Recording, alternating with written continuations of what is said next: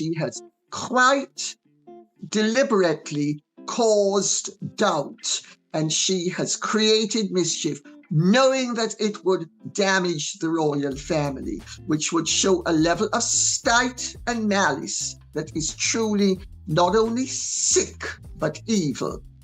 And the alternative is that she didn't give birth to those children. You know, for example, the whole description she does of the Portland hospital, the birth, that was completely fabricated.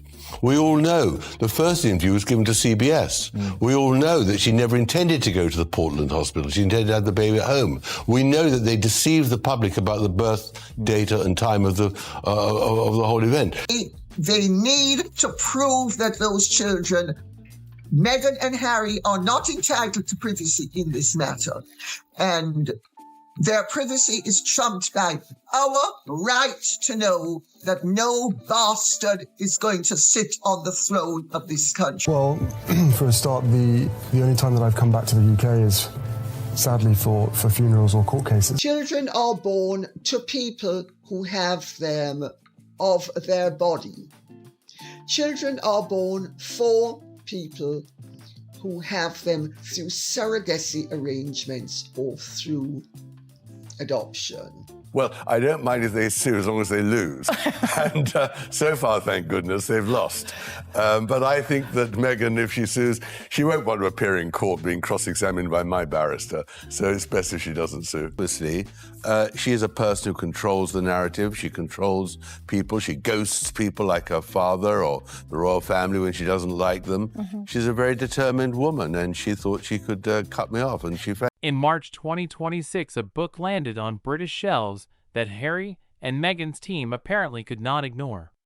Tom Bower's Betrayal, Power, Deceit, and the Fight for the Future of the Royal Family climbed to the #1 spot on the Sunday Times bestseller list within days of publication. The speed of that climb was remarkable. But what happened next was even more revealing. Harry and Meghan's spokesperson responded publicly.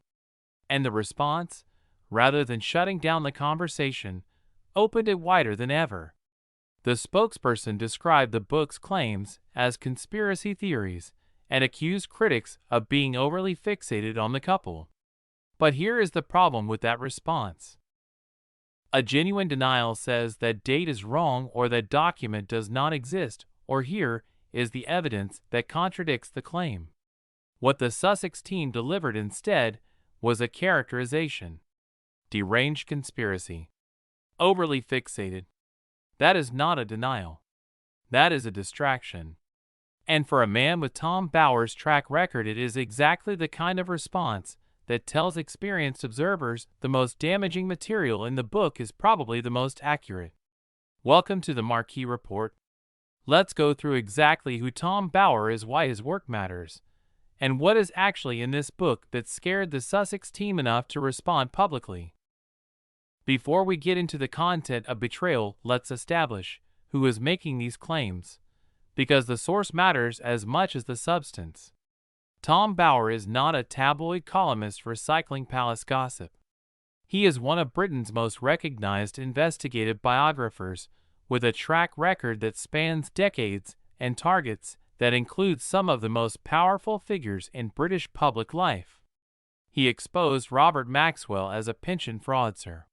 He dismantled Gordon Brown's political mythology while Brown was still in office and in a position to make his life very difficult.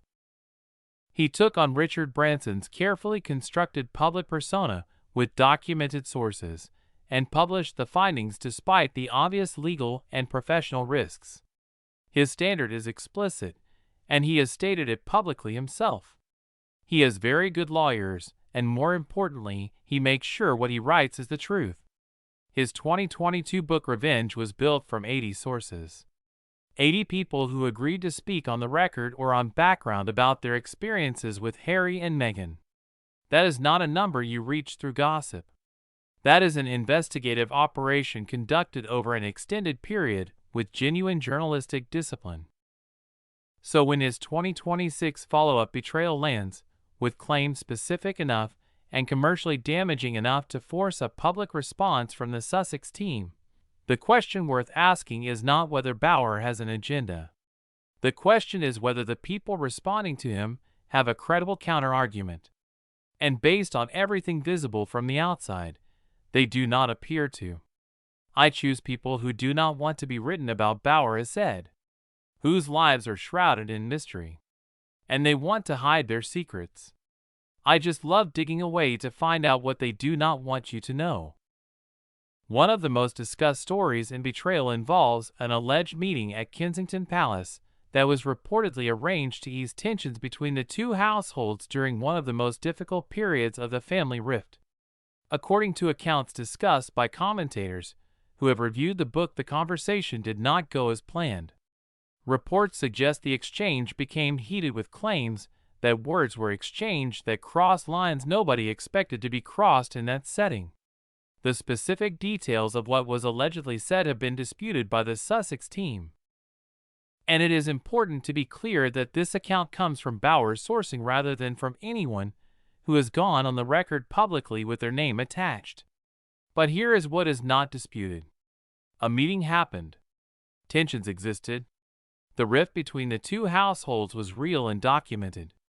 And the fact that Bauer was able to obtain detailed accounts of what allegedly transpired inside that room, from sources who were apparently present or were briefed by people who were, tells you something about how thoroughly his sourcing penetrated the Sussex circle. People do not give that level of detail to a journalist unless they want it known. And the people who gave it to Bauer apparently wanted it known. Here is one specific claim from Betrayal that has generated significant discussion and that nobody has publicly and specifically denied. At the 2025 Invictus Games wheelchair basketball match, the flagship event that Harry has identified as the cornerstone of his post-royal public identity, Bauer reports that 43 paying spectators attended. 43. And organizers reportedly brought in approximately 100 additional people and positioned them around Harry and Meghan for photographs to create the appearance of a crowd. The Invictus Games is supposed to be Harry's most authentic and most admirable contribution to public life. The cause that even his critics acknowledged was genuinely good. The event that gave his post-royal chapter meaning and purpose. Bauer is not saying the mission is wrong. He is not saying wounded veterans do not deserve support and recognition. What he is saying, with a specific number that has not been disputed, is that the brand has declined to the point where manufacturing the appearance of support has reportedly become necessary. That is not a criticism of veterans.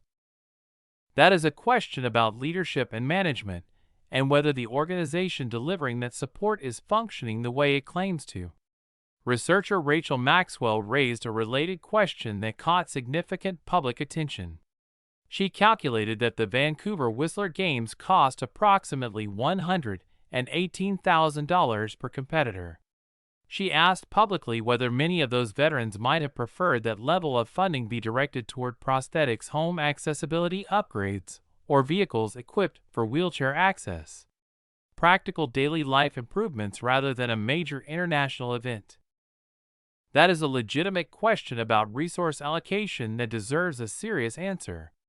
Here is where Betrayal connects to something that has been building in the public record independently of anything Bauer wrote. The broader financial picture around Harry and Meghan's operation has been deteriorating visibly and documentably for the past 18 months. The Netflix deal described at $100 million has been downgraded and expired without renewal. Spotify ended with the head of podcast innovation calling them grifters on the record. WME's representation of Meghan quietly ended. The As Ever lifestyle brand has underperformed significantly.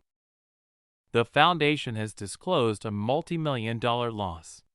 California listed the organization as delinquent.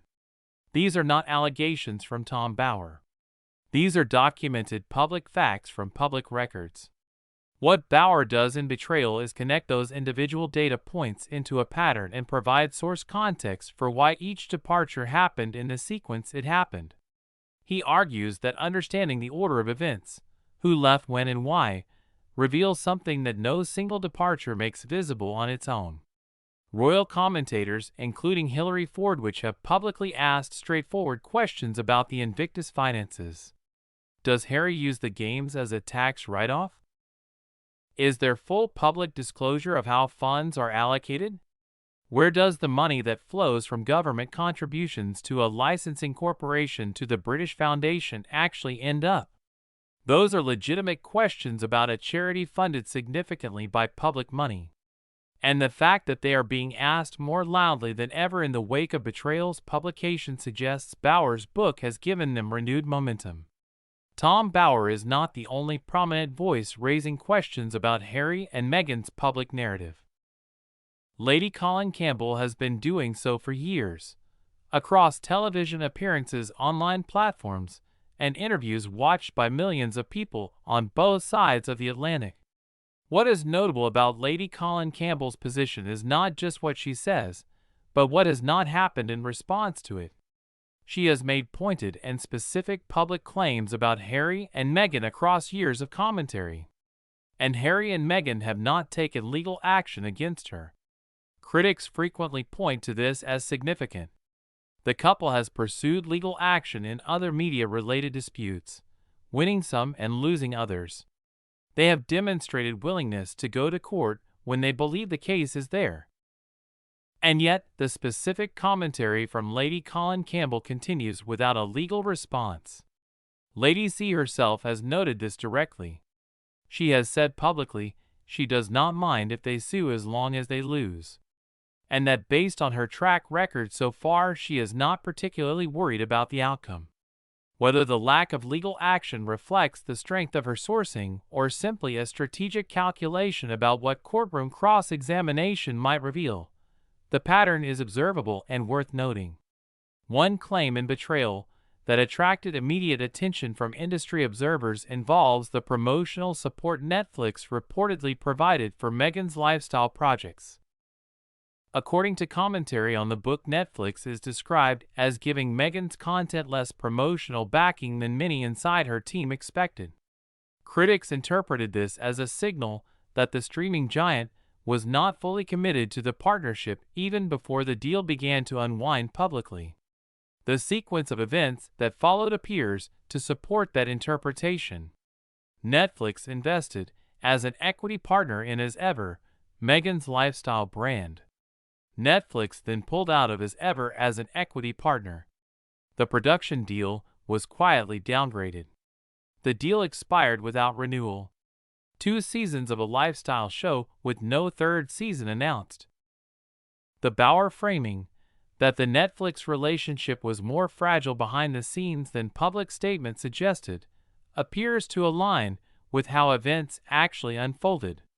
And that alignment between what he reported and what subsequently became publicly verifiable is what gives his broader sourcing credibility in the eyes of people examining the evidence. Let's return to where this story began, because the Sussex team's public response to Betrayal is arguably as revealing as anything in the book itself. When someone publishes source-documented claims, and the official response is to call a deranged conspiracy, that is a specific rhetorical choice. It is not engagement with the substance. It is an attempt to reframe the conversation around the character of the critic rather than the accuracy of the criticism. Bauer anticipated this response. He noted publicly that he was firstly grateful to the Sussex team for pushing the book to #1 on Amazon. And secondly, he was not surprised by the reaction. He said it plainly. Any criticism is always poisonous and damaging to them. And I can assure you it is very well sourced, and it is true. He said it is actually unfortunately true. That single word, unfortunately, is doing significant work. It is not the word of someone who enjoyed writing damaging material about public figures. It is the word of someone who found the facts unpleasant and reported them anyway because that is the job. Whether you find Tom Bauer's methods comfortable or not, whether you believe investigative biography of this kind serves a legitimate public interest, the standard he applies is consistent and documentable. He has not been successfully sued for libel in a career spanning decades of books about powerful people who would have been highly motivated to sue him if the material was wrong. That is the track record that makes Betrayal worth taking seriously. And it is the track record that makes the Sussex team's response, Deranged Conspiracy, so inadequate as a counter-argument. Here is where everything stands. Betrayal has hit #1 on the Sunday Times bestseller list. The Sussex team has issued a public denial that does not engage with the specific claims. Tom Bowers stands behind his sourcing and his record. Lady Colin Campbell continues her commentary without facing legal action. The broader financial picture around Harry and Meghan's post-royal operation continues to deteriorate in publicly verifiable ways.